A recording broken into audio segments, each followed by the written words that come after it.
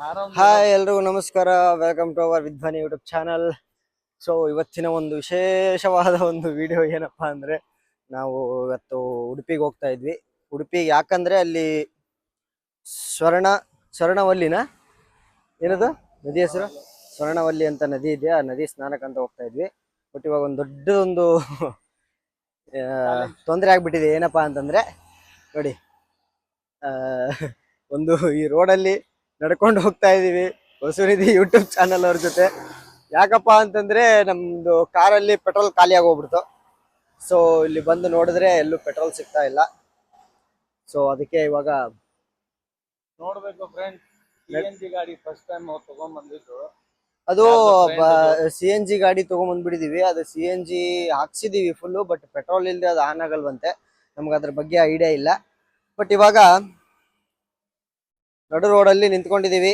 ಇದು ಇಲ್ಲಿಂದ ಏನಿಲ್ಲ ಅಂದ್ರೂ ಮಂಗಳೂರು ಒಂದು 10 ಕಿಲೋಮೀಟರ್ ಏನೋ ಇದೆ ಇಲ್ಲಿಂದ ಮಂಗಳೂರು.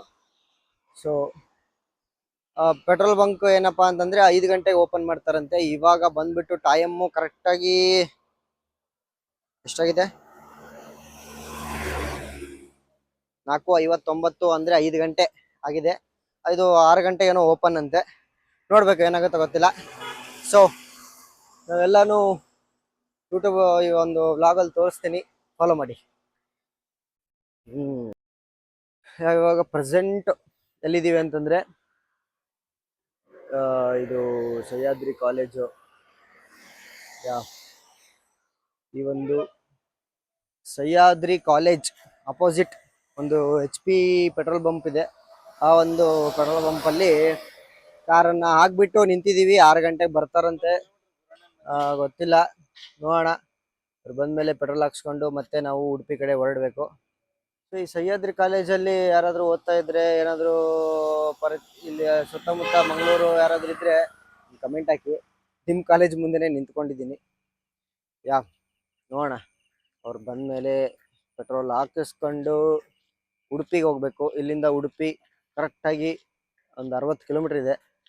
ಉಡುಪಿಗೆ ಹೋಗಿ ನಾಳೆ ಅಲ್ಲಿ ಸ್ನಾನ ಮುಗಿಸ್ಕೊಂಡು ಕೃಷ್ಣನ ದರ್ಶನ ಮಾಡಿಕೊಂಡು ಮತ್ತೆ ಯಾವ್ಯಾವ ದೇವಸ್ಥಾನ ಇದೆಯೋ ಎಲ್ಲ ನೋಡ್ಕೊಂಡು ಬರೋಣ. ಇದು ಈ ಬ್ಲಾಗಲ್ಲಿ ಎಲ್ಲ ತೋರಿಸ್ತೀವಿ, ಫಾಲೋ ಮಾಡ್ತಾ ಇರಿ. ಇದೆಲ್ಲ ಅಪ್ಡೇಟ್ ಮಾಡ್ತಾ ಇರ್ತೀನಿ. ಓಕೆ, ಇವಾಗ ಪೆಟ್ರೋಲ್ ಬಂಕ್ ಓಪನ್ ಆಗಿದೆ. ಸೊ ಇವಾಗ ಕಾರ್ಗೆ ಪೆಟ್ರೋಲ್ ಹಾಕ್ಸ್ತಾ ಇದ್ದೀವಿ. ಸಿ ಅಂತೂ ಕೊನೆಗೂ ಪೆಟ್ರೋಲ್ ಸಿಕ್ತು. ಸೊ ಇವಾಗ ಉಡುಪಿಗೆ ಹೋಗೋಣ. ಉಡುಪಿಗೆ ಹೋಗ್ಬಿಟ್ಟು ಅಲ್ಲಿ ಏನೇನಾಗುತ್ತೆ ಏನು ಅಂತ ಹೇಳ್ತೀನಿ. ಸೊ ಬನ್ನಿ.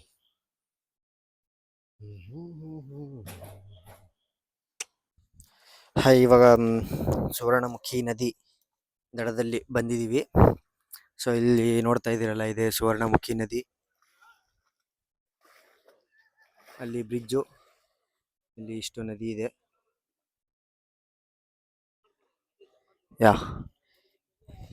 ಇಲ್ಲಿ ಒಂದು ವಿಶೇಷ ಏನಂದ್ರೆ, ಈ ದಿವಸ ಅಂದ್ರೆ ಚತುರ್ದಶಿ ಮಂಗಳವಾರ, ಈ ದಿವಸ ನಾವು ಇಲ್ಲಿ ಮುಳುಗಿದ್ರೆ, ನಾವು ಪಾಪಗಳೇನಾದರೂ ಮಾಡಿದ್ರೆ ನಮ್ಮ ಕಿವಿಯಲ್ಲಿ ಸೌಂಡ್ ಬರುತ್ತಂತೆ, ಚಟ ಚಟ ಚಟ ಅಂತ ಸೌಂಡ್ ಬರುತ್ತಂತೆ. ಸೊ ಅದು ವಿಶೇಷ. ಸೊ ಇಲ್ಲಿ ಈ ಒಂದು ನದಿ ವಿಶೇಷ. ಅದಕ್ಕೆ ನಾವು ಇವತ್ತಿನ ದಿನ ಇಲ್ಲಿ ಸ್ನಾನ ಮಾಡೋದಕ್ಕಂತ ಬಂದಿದ್ದೀವಿ. ಸೊ ಸ್ನಾನ ಮಾಡೋಣ. ಸ್ನಾನ ಆದ ತಕ್ಷಣ ಮತ್ತೆ ನಿಮ್ಮೆಲ್ರಿಗೂ ಸಿಗ್ತೀನಿ. ಸೊ ಇವಾಗ ನಾನು ಅಲ್ಲಿಂದ ನದಿಯಿಂದ ಸ್ನಾನ ಮಾಡಿಕೊಂಡು ವಾಪಸ್ ಉಡುಪಿಗೆ ಬಂದ್ವಿ. ಇಲ್ಲಿಂದ ಏನಿಲ್ಲ ಅಂದರೂ ಒಂದು 10 to 20 ಕಿಲೋಮೀಟರ್ಸ್ ಇದೆ ಆ ನದಿ.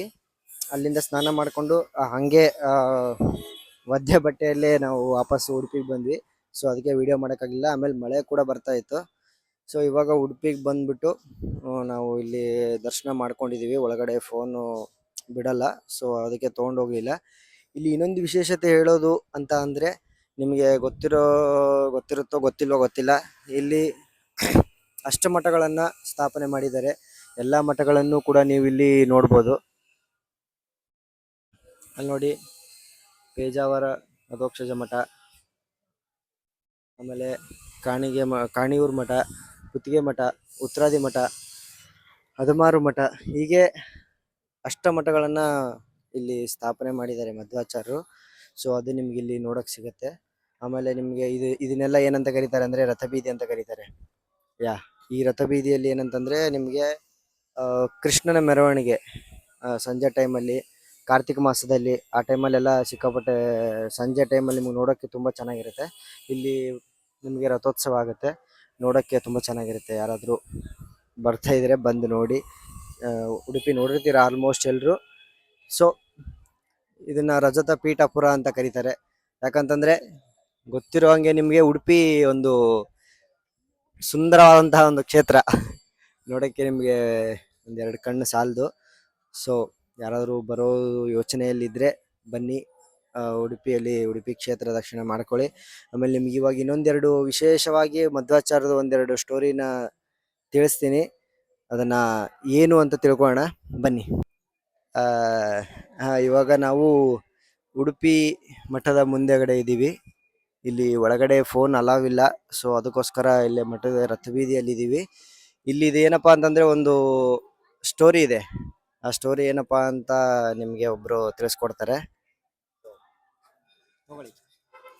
ಹರೇ ನಮಃ, ಶ್ರೀ ಗುರುಭ್ಯೋ ನಮಃ.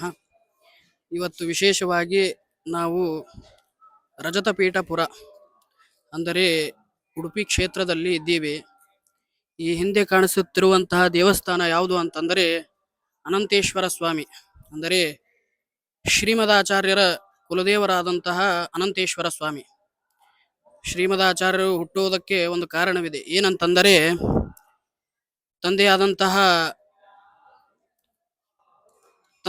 ಅವರ ತಾಯಿ ತಂದೆಗೆ ವಿಶೇಷವಾಗಿ ಗಂಡು ಸಂತಾನ ಅನ್ನೋದು ಇರಲಿಲ್ಲ.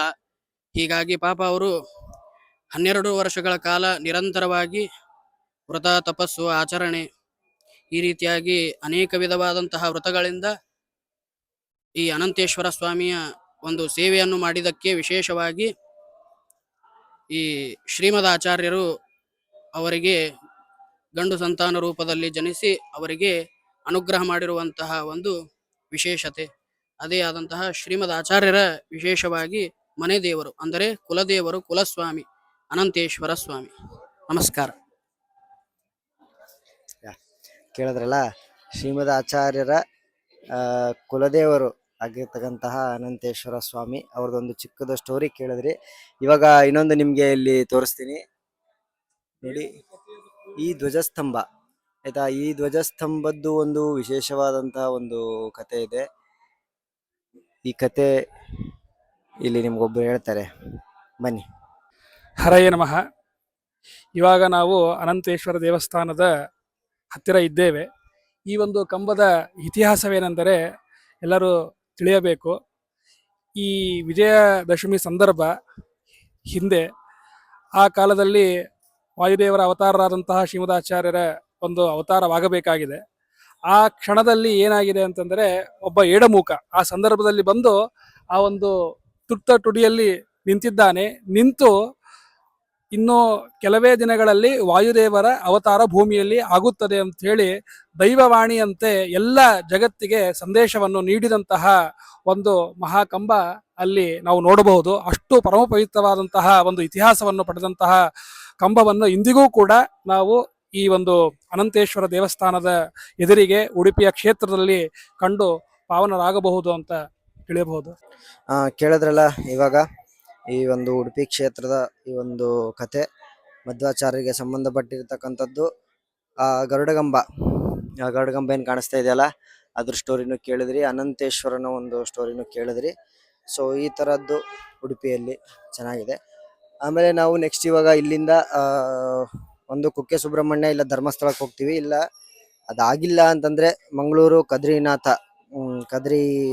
ಟೆಂಪಲ್ ಅಲ್ಲಿಗೆ ಹೋಗ್ತೀವಿ.